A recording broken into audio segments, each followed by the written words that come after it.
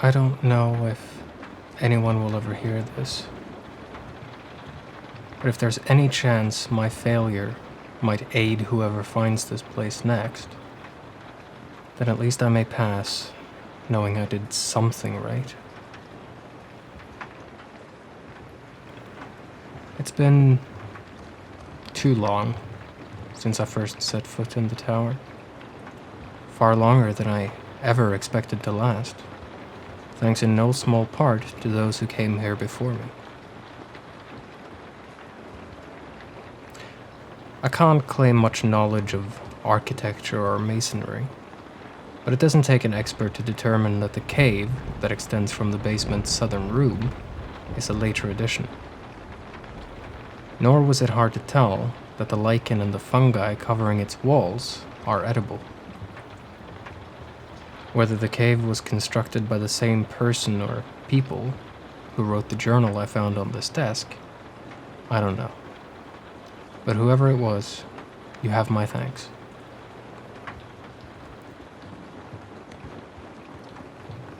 Unfortunately, much as this place may offer safety, at least for now, I fear it will also be my final resting place. In order to understand why, I must first take you back to the day I arrived.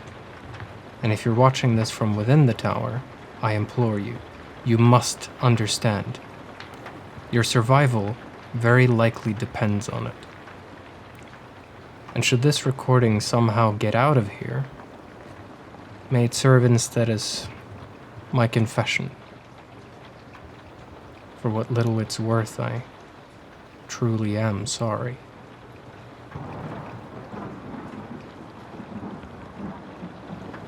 A long time ago, I was part of a, for lack of a better term, secret society. We called ourselves Keepers, although there's not much point in keeping secrets anymore at this point. There were 16 of us, men and women with an unquenchable thirst for knowledge. The more obscure, the better. Bound by an endless curiosity, and thanks to a wealthy patron and a few connections in court, we soon amassed a respectable collection of ancient tomes. Many of said tomes contained writings of a disturbing nature, and when an attempt at replicating a minor ritual found within the dusty pages very nearly set fire to our patron's mansion, we all agreed from then on it would be our duty to keep the tomes safe. Easier said than done, of course. Naturally, we studied the tomes as well as keep them safe, so when our patron was discovered drowned in the river, and only a single shelf of our collection found to be lacking a volume, we knew the fate of the world might very well be hanging by a thread. The tome that was stolen was one primarily concerning itself with the summoning of something. While several layers of translation left descriptions vague, I couldn't help but draw associations to old dark stories, spawned by traces or remnants of whatever it was that inspired primal fear within our prehistoric ancestors. It was clear to us all we had to do everything in our power to track the tome down before it was too late. And while I'm not entirely sure that was a good thing, we eventually did. By the skill and dedication of my fellow keepers, we tracked it to a remote village in the frigid north, where we discovered a cult intent on summoning the thing described in the tome, worshipping it, believing it to be a god. Disguising ourselves as explorers wishing to observe the northern lights, and taking a board at a local inn, we set about attempting to discover anything we could about this cult. Assuming they would have agents of their own in the village, we had to be exceedingly cautious, and even in the relative safety of the inn, we all felt as though something was watching us. After about a week at the inn, we learned of a place the locals had considered magical for generations past. A perfectly circular clearing in a nearby forest, And thanks to the immaculate timekeeping of the other keepers, we also knew of a significant astronomical event set to take place within the next few weeks.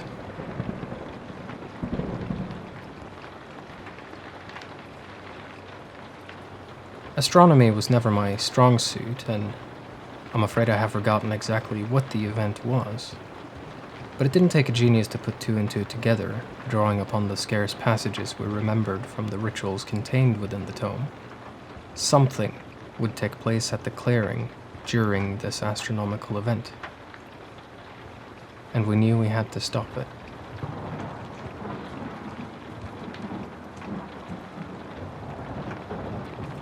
Feeling ourselves short on time, those of us capable of avoiding detection snuck out to the clearing to scout things out, while the rest of us dug into our books back at the inn.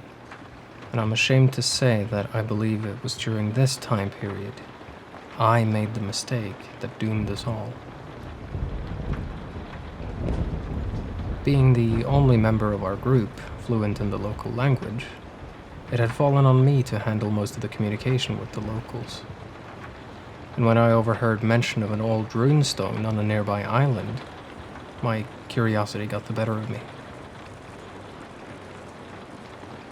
I could have dismissed it. I should have.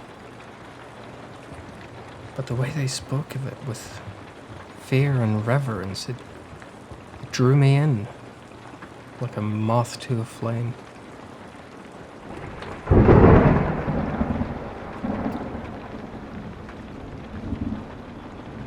Doing my best to appear only casually interested, I asked about the stone and was told it was once believed druids inhabited the island. Masters of ancient magic who possessed the ability to turn into animals.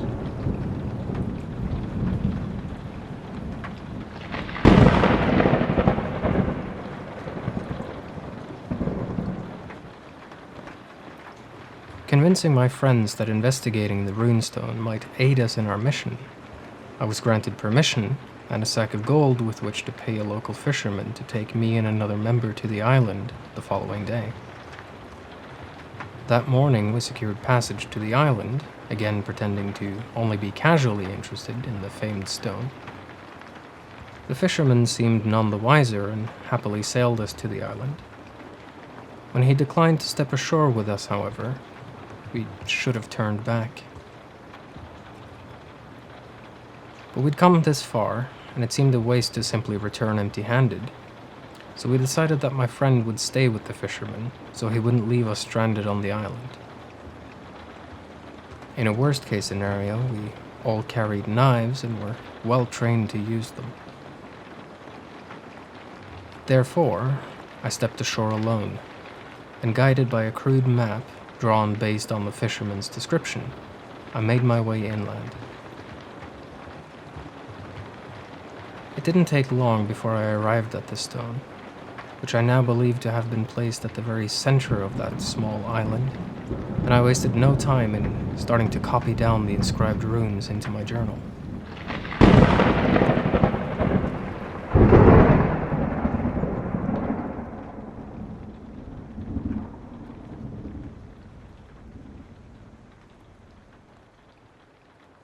A few minutes later, as I finished the last of the sigils, I suddenly became aware of my quiet surroundings. Not only was there not a single animal of any kind to be heard, but in fact, not a single sound could be heard at all. Even clapping my hands together produced no audible noise. It was as though the world had fallen into some sort of void where even the very concept of sound felt like a distant dream.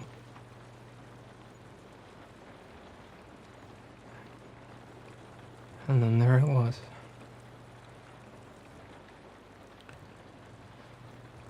Never in my life have I felt fear as I did that day. As I stood in the oppressive silence and watched the sun creep below the horizon far earlier than it was expected, even this far north, I knew that something was terribly wrong. And as the sun set, the shadows around me seemed to move, somehow too slow, stretching unnaturally in the fading light.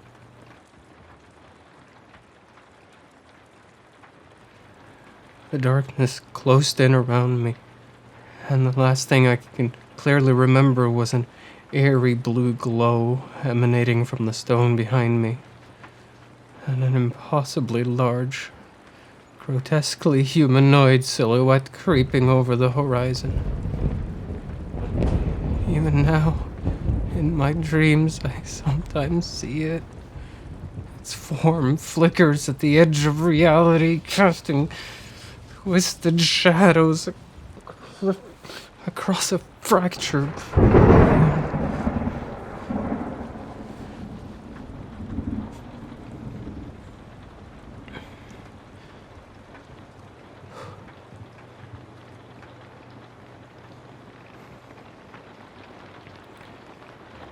When I awoke, I ran. I don't know where from, and I don't know where to. All I know is I had to run, and I did. I ran until I once again passed out from exhaustion, and in the panicked dream that followed, I continued to run, now taking the form of a rabbit scurrying through the woods. If the second set of ears still stuck to my skull as anything to go by, I'm guessing it was less of a dream and more of an altered state of being of some kind. The memories of that time, they blur. A patchwork of running, whether awake or in that dreamlike state, I was always fleeing from something I could never see nor hear, but I felt it gaining on me.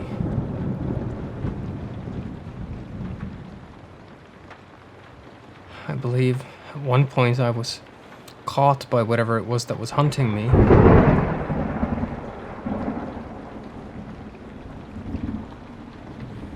Though I must have gotten away somehow, or most of me anyway.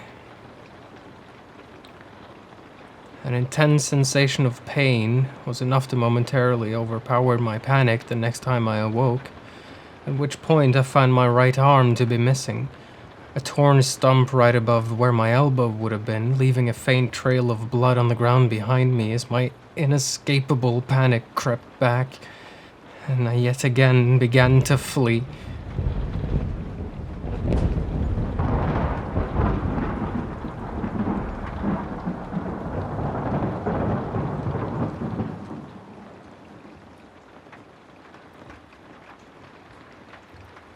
The next time I woke as myself, I was laying on the ground floor of this tower.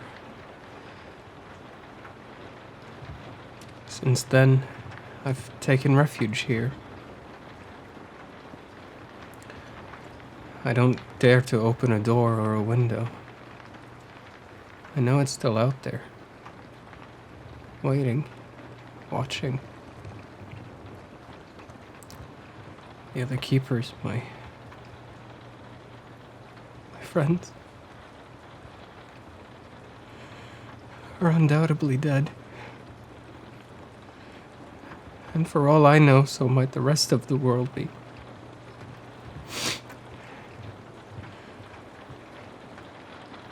I should have stayed with them. Fought by their side. I should have been there.